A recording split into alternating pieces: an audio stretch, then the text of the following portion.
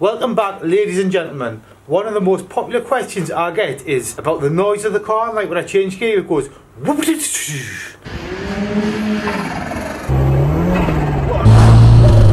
Everyone asks how I do it. Now, to do it right, one thing. Wait there, 2 seconds. Where is it? Don't know where it is, but basically, right, if you've got a standard airbox on this car, I don't know about any other car, I'm just going to tell you about this one, right? If you've got a standard airbox on this car, it will not go whoop when you change gear.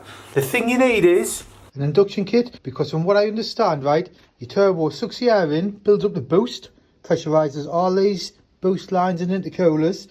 Then when you back off the accelerator, all the boost pressure that's built up goes back through, hits your turbo blades and comes out the air filter. As the air comes through this, it goes so I believe, I could be wrong. And since I put the K&N air filter on the car, that's what it does. It goes whoop when you change gear.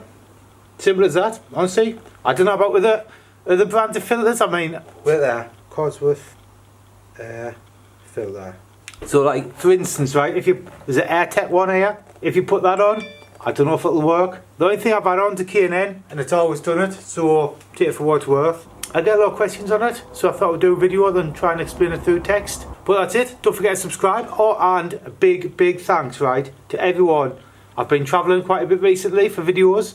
Thanks to everyone who goes on the little link below and makes a little donation to me PayPal. Whether it's enough to like buy a sandwich or stick 20 quid petrol in. Honestly, I really appreciate it.